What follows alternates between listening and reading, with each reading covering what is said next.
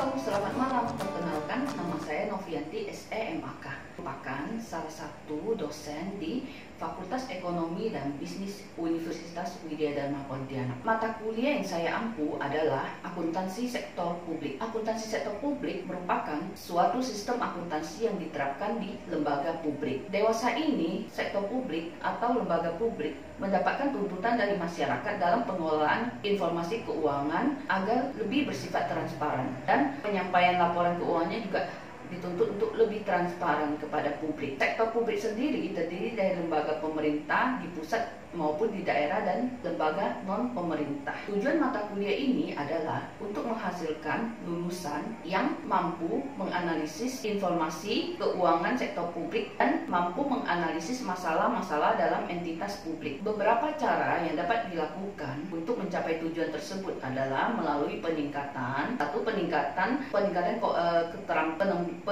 kompetensi akuntansi dalam bidang publik, kedua peningkatan keterampilan praktisi akuntansi, yang ketiga adalah peningkatan kemampuan menganalisis masalah terkait dengan entitas publik, dan peningkatan keterampilan untuk menganalisis informasi keuangan sektor publik. Dan informasi yang saya sampaikan, terima kasih. Selamat malam semuanya, apa kabar? Tentunya baik-baik aja ya. Oke, kita lihat untuk RPS dulu ya. Hari ini kita rencana mau membahas tentang bab 11 ya. 11 itu value for money audit. Akan kita lihat RPS-nya dulu sebentar ya. Untuk RPS, hal yang ingin dicapai adalah KKM-nya, mahasiswa mampu memahami tujuan dan fungsi laporan keuangan sektor publik, tujuan laporan keuangan menurut pemakai laporan keuangan sektor publik beserta kepentingannya. Kemudian mahasiswa mampu memahami perbedaan laporan keuangan sektor publik dengan sektor swasta beserta pengungkap. Kemudian untuk bahan kajian itu laporan keuangan sektor publik, strategi atau metode pengajarannya daring dan diskusi. Untuk alokasi waktunya 3 kali 50 menit. Untuk pengalaman belajarnya mahasiswa mendengarkan secara aktif materi yang dijelaskan oleh dosen. Kemudian mahasiswa mampu menjelaskan tujuan dan fungsi laporan keuangan sektor publik ya. Kemudian tujuan laporan keuangan menurut pemakai laporan keuangan sektor publik beserta kepentingannya. Kemudian mahasiswa mampu menjelaskan perbedaan laporan keuangan sektor publik dengan sektor swasta beserta pengungkapannya. Kita lihat kriteria pencapaian atau indikator capaiannya, yaitu penguasaan pengetahuan teoritis dan keaktifan dalam menjawab pertanyaan serta kemampuan menjawab soal. Oke. Kemudian kriteria penilaian atau indikator capaian adalah penguasaan pengetahuan teoritis dan keaktifan dalam menjawab pertanyaan serta kemampuan menjawab soal. Lalu instrumen penilaiannya adalah penilaian tertulis, penilaian kinerja, penilaian karakter atau perilaku. Oke ya. Lalu sekarang kita lihat ke materi ya. Lihat dulu slide bab 11 ya, value for money audit. Nah, untuk menjamin dilakukannya pertanggungjawaban publik oleh lembaga-lembaga pemerintah, maka dibutuhkan perluasan sistem pemeriksaan, tidak sekedar konvensional audit. Nah, yang dinamakan konvensional audit itu adalah cenderung audit kepatuhan dan audit laporan keuangannya dan audit keuangannya. Nah, akan tetapi di sini diperlukan juga audit kinerja atau value for money audit, di mana value for money audit ini meliputi 3 komponen ya, yaitu efisiensi, efektif, dan ekonomis ya. Jadi 3 hal yang dinilai, yaitu audit ekonomi, efisiensi, dan efektivitas ya. Oke. Nah, kita lihat pendahuluan. Sebagai pertanggungjawaban oleh lembaga-lembaga pemerintah, maka diperlukan perluasan sistem pemeriksaan. Tidak sekedar konvensional audit ya, namun juga dilakukan value for money audit, di mana ada 3 komponen hal yang dinilai dalam value for money audit, yaitu audit ekonomis, efisien, dan efektif ya. Nah, kita lihat karakteristik value for money audit. Nah, konsep ekonomi memastikan bahwa biaya input yang digunakan dalam operasional dapat meminimalkan. Lalu konsep efisiensi memastikan bahwa output yang maksimal dapat dicapai dengan sumber daya yang tersedia. Lalu konsep efektif adalah berarti bahwa jasa yang disediakan atau dihasilkan oleh organisasi dapat melayani kebutuhan pengguna jasa dengan tepat. Nah, kita lihat ekonomi. Ekonomi itu hemat kan? Jadi di sini konsep ini memastikan biaya input yang digunakan dalam operasional perusahaan itu bisa diminimalkan. Biaya minimal tapi hasil maksimal ya, seperti itu ya. Lalu konsep efisiensi memastikan bahwa output yang maksimal dapat dicapai dengan sumber daya yang sudah tersedia. Kemudian konsep efektif berarti bahwa jasa yang disediakan disediakan atau dihasilkan oleh organisasi dapat melayani kebutuhan pengguna jasa dengan tepat ya.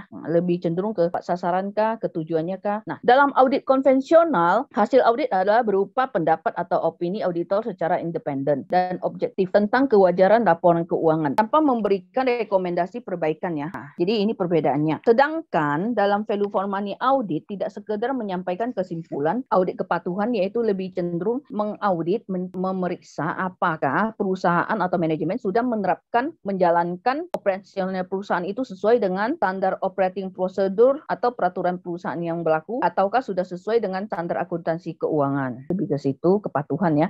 Kemudian audit keuangan ya, yang biasanya cenderung seperti untuk audit secara umum ya gitu. Dari segi keuangan, segi laporannya ya. Kemudian, nah bedanya audit konvensional itu biasanya hanya memberikan pendapat. Wajarkah suatu laporan, wajar atau tidak wajar ya. Sedangkan dalam value for money audit, di mana kan kalian sudah tahu ada tiga jenis audit, yaitu ekonomis, efisien, efektif kan. Dia tidak sekedar menyampaikan kesimpulan berdasarkan tahapan audit yang dilaksanakan, tapi juga dilengkapi dengan rekomendasi ya untuk perbaikan di masa yang mendatang. Oke, lanjut ya. Nah, kita lihat audit ekonomi dan efisiensi. Apakah suatu entitas telah memperoleh, melindungi, dan menggunakan sumber dayanya secara ekonomis dan efisien? Lalu penyebab terjadinya praktek-praktek yang tidak ekonomis dan atau tidak efisien, termasuk ketidakmampuan organisasi dalam mengelola sistem informasi, prosedur administrasi, dan struktur organisasi. Nah, ini bisa kalian lihat tujuan dari audit ekonomi dan efisiensi itu untuk memastikan bahwa apakah suatu entitas yang diaudit atau perusahaan diaudit sudahkah mendapatkan, melindungi, dan menggunakan sumber dayanya secara ekonomis dan efisien belum gitu ya. Lalu mengetahui penyebab terjadinya praktek-praktek apa sih ya, tindakan yang tidak ekonomis, tidak hemat, lalu tidak efisien ya, termasuk ketidakmampuan manajemen perusahaan dalam mengelola informasi, prosedur administrasi yang berbelit-belit ya, dan struktur organisasinya ada masalah ya, seperti itu ya. Lalu tahapan dari audit ekonomi dan efisiensi adalah pertama perencanaan audit. Jadi sebelum audit dilaksanakan itu harus direncanakan terlebih dahulu ya gitu. Apakah mengenai berapa waktunya, skopnya apa, cakupan auditnya apa saja yang ingin diaudit, siapa entitasnya, jadi direncanakan berapa lama, siapakah yang akan diwawancara dan sebagainya ya. Nah, yang kedua mereview sistem akuntansi dan pengendalian intern. Kemudian menguji sistem akuntansi dan pengendalian intern, melaksanakan audit, lalu baru menyampaikan laporan. Oke, lanjut. Oh ya, ada pertanyaan nggak ya sampai di sini? Kalau ada pertanyaan silakan loh ya bertanya. Oke, lanjut ke audit efisien, audit efektivitas. Nah, cara alternatif evaluasi pelaksanaan suatu program adalah pertama, proksi untuk mengukur dampak atau pengaruh. Kedua, evaluasi oleh konsumen. Tiga, evaluasi yang menitik beratkan pada proses bukan pada hasil. Nah, tujuannya adalah untuk menentukan yang pertama, tingkat pencapaian hasil atau manfaat yang diinginkan. Kedua, kesesuaian hasil dengan tujuan yang ditetapkan sebelumnya. Ketiga, apakah entitas yang diaudit telah mempertimbangkan alternatif lain yang memberikan hasil yang sama dengan biaya yang paling rendah ya, itu audit efektivitas. Jadi dia lebih ke bagaimana keberhasilan pencapaian tujuan, sasaran, lalu manfaatnya apa ya, seperti itu ya. Ada yang mau ditanyakan? Pertimbangan apa saja sih dalam mengevaluasi pelaksanaan program? Kita lihat ya. Nah, yang pertama, apakah program tersebut relevan atau realistis ya. Jadi ada beberapa hal yang perlu dipertimbangkan dalam menilai mengevaluasi pelaksanaan suatu program. Pertama, apakah program itu relevankah, realistis enggak gitu ya. Sesuai kenyataan enggak, mampu dijalankan oleh perusahaan atau enggak. Lalu, apakah ada pengaruh dari program tersebut? Kemudian, apakah program tersebut telah mencapai tujuan yang ditekan? Lalu, apakah ada cara-cara yang lebih baik dalam mencapai hasil? Nah, itu beberapa pertimbangan ketika mengevaluasi pelaksanaan program. Oke, lanjut. Ada pertanyaan, dipersilakan ya. Ada tiga kategori umum kegiatan value for money audit, yaitu pertama, by product value for money work. Tipe pekerjaan ini biayanya berupaya untuk mencari penghematan dengan melakukan perubahan dalam praktek kerja. Nah, jadi yang pertama kategori by product VFM mood ya, by product value for money work. Jadi di sini lebih bagaimana sih kita mencari cara agar biaya bisa dihemat ketika melakukan praktek kerja. Yang kedua, an arrangement review, yaitu pekerjaan value for money audit yang dilakukan untuk menjamin atau memastikan bahwa klien sudah melakukan tugas administrasi yang diperlukan untuk mencapai value for money audit ya. Ketiga, performance review, yaitu pekerjaan yang dilakukan untuk menilai secara objektif value for money audit yang dicapai klien dan membandingkannya dengan kriteria atau pembanding yang valid ya. Jadi ada 3 kategori di sini. Nah, prasyarat yang harus dipenuhi dalam audit kinerja. Pertama, auditor, yaitu orang atau lembaga yang melakukan audit. Lalu auditee, yaitu pihak yang diaudit. Kemudian resipen adalah pihak yang menerima hasil audit. Yang kedua adalah hubungan akuntabilitas antara auditee atau subordinat dan audit resipen atau otoritas yang lebih tinggi ya. Ketiga, independensi antara auditor dan auditee. Yang ketiga, pengujian dan evaluasi tertentu atas aktivitas yang menjadi tanggung jawab auditee oleh auditor untuk audit resipen ya. Jadi itu beberapa prasyarat yang dipenuhi dalam audit kinerja. Lanjut, syarat-syarat untuk menjadi auditor sektor publik. Pertama, seorang auditor harus telah diakui dapat melakukan pemeriksaan atau audit ya. Lalu mempunyai pemahaman tentang akun-akun yang ada. Ya, maksudnya dia yang mengerti akuntansi ya. Akun-akun kayak ya akun nama-nama akunnya seperti kas, setara kas, persediaan aset, hutang modal ya. Lalu sesuai dengan peraturan yang berlaku serta menaati undang-undang yang ada. Lalu auditor sudah diakui kemampuannya dalam praktek audit, artinya punya pengalaman lah ya. Lalu auditor harus dapat memahami apakah klien telah memanfaatkan sumber daya yang dimiliki secara ekonomis, efisien, dan efektif. Kedua, seorang auditor harus memahami kode etik yang berlaku, jadi ada kode etik auditor. Jadi auditor harus paham ya. Ketiga, auditor harus dapat melakukan audit dengan bertanggung jawab. Nah, kita lihat. Manajemen and technical review adalah rencana yang matang, terdapat struktur yang memadai, lalu manajemen jelas mengkomunikasikan ekspektasinya atau harapannya, pelaksanaan diawasi dan dievaluasi secara reguler, kemudian spesial sadis yaitu penelitian mengenai dugaan terjadinya kesalahan atau kecurangan, menilai kecukupan pengendalian internal dalam sistem informasi manajemen atau akuntansi, lalu konsultasi dengan manajemen terkait dengan masalah keuangan khusus atau yang berkaitan dengan kinerja, kemudian mengevaluasi penggunaan dana. Nah, kita lihat standar audit pemerintahan atau SAP tahun 1995. Pertama, standar umum. Yang pertama ya, staf harus profesional. Yang kedua, independen. 3, cermat dan seksama. Keempat, memiliki sistem pengendalian intern memadai dan kompeten. Ya, yang ingin saya tanyakan adalah staf harus profesional. Maksud dari profesional ini apa? Wendy Harnanto, coba jelaskan. Staf harus profesional, maksudnya tuh dalam melakukan pekerjaannya tuh dia jauh daripada bias-bias kesalahan. Kemudian misalnya independen, artinya seorang auditor itu harus tidak memihak ke sebelah pihak, saya menguntungkan sebelah pihak saja. Kemudian cermat dan seksama, itu kurang lebih kayak yang pertama tadi, itu jauh dari yang kesalahan-kesalahan, maksudnya dia mengerjakan segala hal dengan cermat, dengan teliti. Kemudian memiliki sistem pengendalian internal memadai dan kompeten. Artinya seorang staf auditor itu harus punya sistem tersendiri dalam menyelesaikan pekerjaannya. Oke, terima kasih Wendy. Kemudian kita lihat yang nomor 2 ya, standar pekerjaan lapangan audit kinerja, yaitu kalau yang perencanaan kan merencanakan segala sesuatu ya. Pekerjaan lapangan audit kinerja itu ketika sudah dilakukan pemeriksaan betul-betul di lapangan. Jadi harus ada punya perencanaan dulu, apa saja yang mau dikerjakan, siapa staf yang terlibat, siapa ketuanya, berapa lama waktunya ya, di tempat apa saja yang ingin dikunjungi, seperti itu ya. Apa saja yang diperiksa. Lalu supervisi. Supervisi ini di sini bagaimana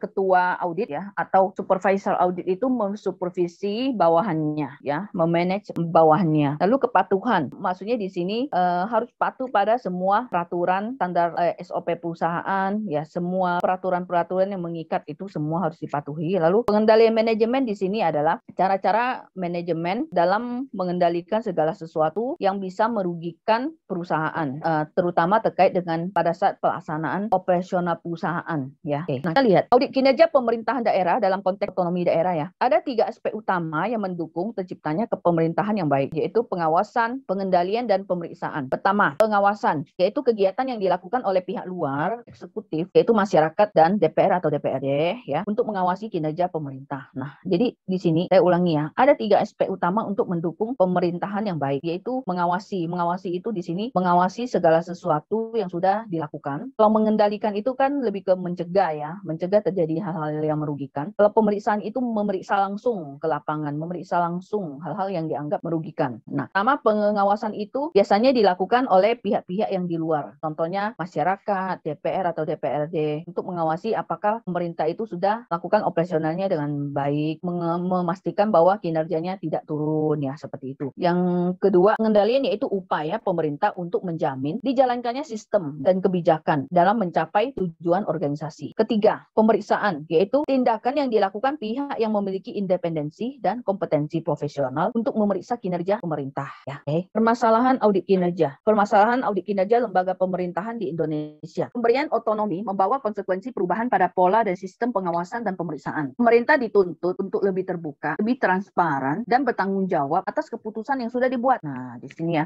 Jadi lebih terbuka itu segala sesuatu laporan itu terbuka ya, dibagikan ke masyarakat ya. Lalu transparan itu ya tidak boleh menutup-nutupi segala sesuatu gitu loh. Transparan ya. Lalu bertanggung jawab sama keputusan yang sudah dibuat. Pemberian kepercayaan kepada auditor dengan memberi peran yang lebih besar untuk menciptakan akuntabilitas publik. Maka auditor dituntut untuk menjaga dan meningkatkan profesionalisme, kompetensi dan independensinya ya. Reposisi lembaga pemeriksa. Saat ini pemerintahan kita mengalami kelemahan dalam mengaudit, yaitu pertama, kelemahan yang bersifat inheren, yaitu tidak tersedianya indikator kinerja atau performance indikator yang memadai sebagai dasar untuk mengukur kinerja pemerintah daerah. Nah, maksudnya di sini, jadi pemerintah kita saat ini mengalami kelemahan ya dalam mengaudit. Pertama, katanya kelemahan yang bersifat inheren yaitu tidak adanya indikator kinerja. Jadi bagaimana sih caranya mengaudit, sedangkan bagaimana sih caranya kita bisa mengatakan satu departemen ya, satu perusahaan itu sudah berkinerja, sedangkan cara mengukurnya aja nggak ada, untuk indikator mengukurnya aja nggak ada, seperti itu ya. Contoh, misalnya saya ingin mengukur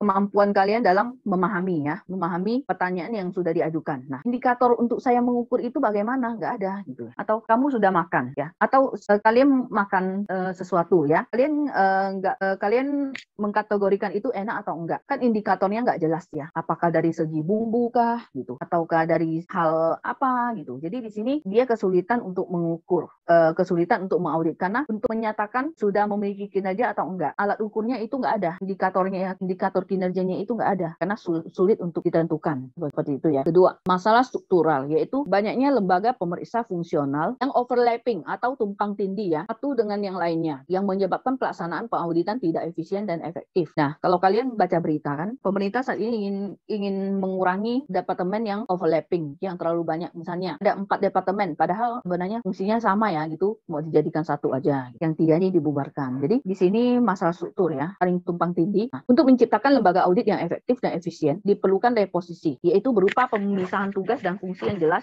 dari lembaga-lembaga pemeriksa pemerintah, apakah auditor internal ataukah auditor eksternal. Oke. Nah, bab 11 sudah selesai ya. Oke, kita lihat ya. Bab 12, proses audit kinerja. Nah, untuk mengetahui proses audit kinerja, terlebih dahulu perlu dipahami mengenai struktur audit kinerja, tahapan audit kinerja, dan indikator atau kriteria yang menjadi tolak ukur audit kinerja. Ya, kita lihat yang pertama, struktur audit kinerja. Jadi struktur audit kinerja ini terbagi menjadi 2 diantaranya. Struktur audit kinerja. Nah, struktur audit secara umum. Struktur audit secara umum ini yaitu pertama tahapan-tahapan audit, kedua elemen masing-masing tahap audit, 3 tugas-tugas tertentu yang diperlukan untuk mencapai setiap tujuan. Lalu kita lihat struktur audit kinerja ada 4 ya. Nah, ingat ya kalian. Jadi struktur audit kinerja itu ada 4. Beda dengan struktur audit secara umum ya. Pertama, tahap pengenalan dan perencanaan yang meliputi survei pendahuluan dan review sistem pengendalian manajemen. Jadi gini, yang pertama adalah tahap pengenalan dan perencanaan. Jadi auditor sebelum memulai audit, dia akan memulai pengenalan dulu. Apakah dia berkunjung ke perusahaan yang dia akan diaudit, berkenalan dulu gitu ya. Lalu dia akan merencanakan pekerjaan audit itu ya. Nah, ketika sudah direncanakan, sudah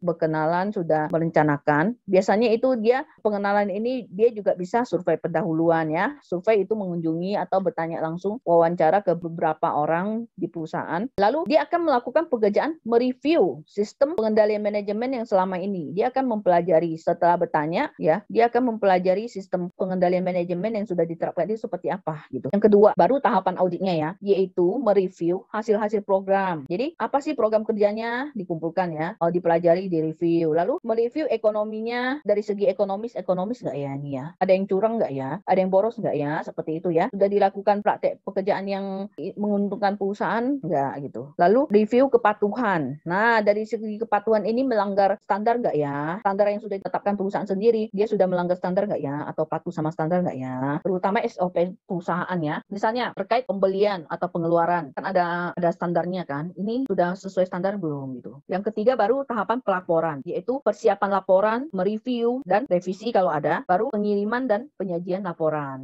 audit ya, baru dia mengerjakan laporannya ya. Keempat, tahap follow up yang meliputi desain follow follow up, investigasi, dan pelaporan. Nah, tahap follow up ini lebih ke, kan sudah diaudit ya. Nah, sudah ada hasil auditnya. Biasanya auditor ini akan memberikan semacam saran, perbaikan ya, untuk di masa mendatang. Nah, dia akan follow up. Sudahkah dilakukan atau belum sarannya? Seperti itu ya. Lanjut ya. Nah, kita lihat tahap pengenalan dan perencanaan. Survei pendahuluan atau preliminary survey, di mana auditor berupaya untuk memperoleh gambaran yang akurat tentang lingkungan organisasi yang diaudit. Nah, jadi yang seperti saya bilang, survei dia mendatangi langsung perusahaan, lalu dia akan wawancara dengan beberapa orang, biasanya manajer perusahaan, karyawannya juga ya, untuk mendapatkan gambaran mengenai perusahaan. Kalau yang punya kayak kebun, dia akan kunjungi kebun untuk melihat, mengambil sampel, mempelajari seluk-beluknya ya gitu. Punya kantor pusat dia kunjungi, punya kantor cabang dia kunjungi, seperti itu ya. Lalu mereview sistem pengendalian, baru minta data, lalu dia mereview sistem pengendalian yang sudah dijalankan perusahaan selama ini itu apa ya. Lalu prosedur audit yang dilakukan pada tahap review sistem pengendalian secara garis besar itu ada 3 langkah. Pertama, menganalisis sistem manajemen organisasi. Kedua, membandingkannya dengan model yang sah. Ini modelnya dia mempelajari sistem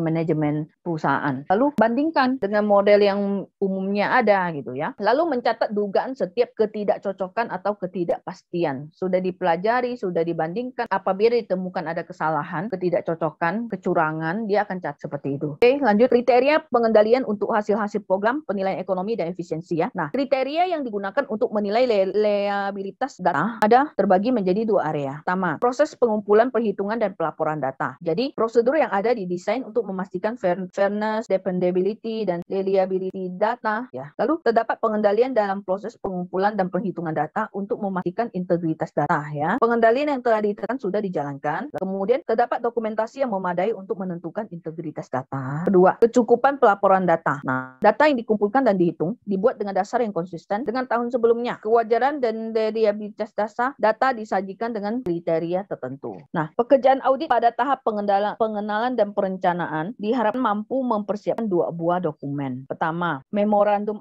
analitis berisi identifikasi kelemahan yang material dalam sistem pengendalian manajemen dan pembuatan rekomendasi untuk perbaikan atas kelemahan tersebut. Kedua, memorandum perencanaan dibuat berdasarkan hasil review sistem pengendalian untuk menentukan sifat, luas, dan waktu untuk kerjaan audit yang berikutnya. Jadi memorandum analitis dan memorandum perencanaannya. Oke, lanjut. Nah, kita lihat tahapan audit. Nah, pertama, menelaah hasil-hasil program. Yang kedua, menelaah ekonomi dan efisiensinya. Yang ketiga, telaah kepatuhan. Nah, kita lihat komponen audit lebih rinci. Pertama, identifikasi lingkungan manajemen untuk memahami keterbatasan yang dihadapi organisasi. Kedua, perencanaan dan tujuan, di mana auditor menguji keberadaan tujuan, rencana, serta keterkaitan antara aktivitas yang dilakukan dengan kebutuhan dan tujuan organisasi ya. Kemudian, struktur organisasi berkaitan dengan setiap unit diatur dan sumber daya dialokasikan untuk mencapai tujuan organisasi. Kemudian, kebijakan dan praktek, yaitu kesepakatan yang dibuat oleh legislatif dan diformalkan dalam bentuk peraturan. Okay. Nah, kita lihat praktek penempatan karyawan atau staffing ya. Nah, pertama, metode dan prosedur yang digunakan untuk melindungi sumber daya manusia yang digunakan untuk mencapai tujuan organisasi. Kedua, metode dan prosedur yang digunakan untuk mengatur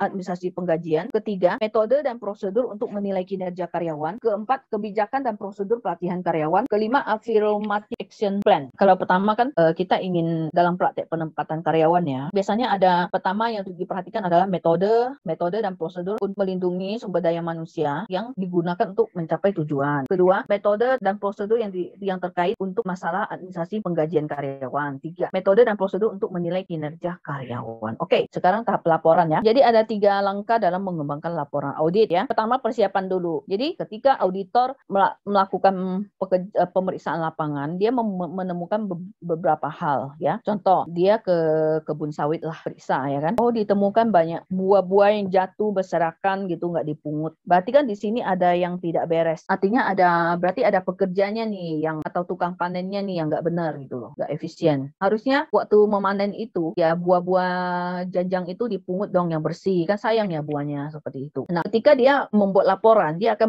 mengembangkan temuannya. Dia cocokkan lagi. Kalau seperti itu berserakan, berarti kan salahnya siapa? Misalnya salah tukang panen. Kalau tukang panen salah, kenapa mandornya nggak ngawasin gitu loh? Salah lagi, mandornya kena lagi. Kalau mandor salah, kenapa kayak asisten di lapangan itu nggak tegur? Oke, kalau asisten salah, kenapa manajer nggak tegur? Kena lagi, jadi panjang ya. Kemudian kalau seperti ini, berarti dia menyalahi prosedur yang mana ya? Gitu. Cek lagi prosedur perusahaan yang dilanggar seperti itu ya. Jadi mengembangkan temuan, menggabungkan serta menyiapkan bukti-bukti pendukung dan dokumentasi yang diperlukan. Nah, seperti itu. Jadi waktu dia melihat buah jatuh ini, dia foto atau dia rekam di video. Nah, ini nanti disajikan di laporan, di laporan, dikopikan di laporan. Ini loh contohnya yang saya lihat buktinya gitu. 2. Penelaahan merupakan tahap analisis kritis terhadap laporan keuangan ya. Jadi menelaah yaitu menganalisis ya terhadap laporan keuangan perusahaan yang diaudit. 3. Pengiriman meliputi persiapan tertulis sebuah laporan yang permanen agar dapat dikirim ke lembaga yang bertugas mengaudit dan kepada auditinya ya. Cara penulisan laporan audit kinerja. Jadi laporan audit kinerja harus ditulis secara objektif ya, tidak boleh subjektif. Jadi ditulis apa adanya sesuai dengan kenyataan. Contoh tadi kamu melihat buah sawit jatuh, jatuhnya banyak. Jadi waktu panen itu nggak bersih, ditinggalkan di lapangan. Nah, kamu foto. Nah, kamu tulis ke laporan audit itu apa adanya bahwa ada banyak buah yang jatuh tapi nggak di ini. Kamu ambil bukan hanya satu tempat itu kan, banyak blok ya. Oh, cenderung banyak seperti ini di foto. Jadi tidak subjektif tapi harus objektif ya, sesuai kondisi yang sebenarnya. Kedua, auditor tidak boleh terlalu overstate. Artinya tidak boleh terlalu banyak statement, tapi dikatakan harus sesuai bukti. Kayak contoh tadi ya masih buah ya. Terlalu banyak statementnya tapi nggak ada dilengkapi bukti. Lalu penulisannya itu terlalu bagaimana ya? Wah, sepertinya parah banget gitu loh. Padahal kan nggak seperti itu ya. Jadi tidak boleh terlalu overstate juga. Sewajarnya dan ada buktinya. Ketiga, informasi yang disajikan harus disertai suatu bukti yang kompeten. Yang tadi saya bilang ada fotonya banyak ya. Lalu berbagai lokasi diambil bukan hanya satu gitu. Kemudian keempat, auditor hendaknya menulis laporan secara konstruktif. Jadi menulis laporan itu tidak melulu menyalahkan orang yang diaudit ya kan, tapi harus yang konstruktif juga dong, yang membangun dan memberikan solusi atau jalan keluar seperti itu. Jadi laporan itu konstruktif ya. Kelima, auditor hendaknya mengakomodasi usaha-usaha yang dilakukan oleh manajemen untuk memperbaiki kinerjanya. Oke, lanjut ya. Keahlian yang dimiliki seorang audit. Pertama, keahlian teknis. Kalau keahlian teknis itu biasalah ya, meliputi ke cara kerjanya. Keahlian manajerial itu bagaimana mempengaruhi orang ya kan, memanage, mensupervisi bawahannya. Lalu keahlian interpersonal itu ya dalam hubungan kaitannya dengan antar pribadi ya. Bagaimana dari kemampuan dia menganalisa ya seperti itu dalam mendekati orang untuk mendapatkan data ya seperti itu. Oke, lanjut ya. Secara lebih rinci, laporan audit untuk audit kinerja terdiri dari pertama, pendahuluan. Pendahuluan itu umum, lalu surat pengiriman atau memorandum, laporan ringkasan, kemudian daftar isi laporan secara keseluruhan, daftar tabel dan gambar, kemudian teksnya itu pendahuluan, badan, komentar. Ketiga, referensi masalah itu ada footnote, lampiran, bibliografi, komentar auditi, dan bahan referensi. Oke, lanjut lagi ya. Tahapan penindaklanjutan atau follow up ya. Jadi, tahapan penindaklanjutan didesain untuk memastikan atau memberi pendapat apakah rekomendasi yang diusulkan oleh auditor sudah diimplementasikan.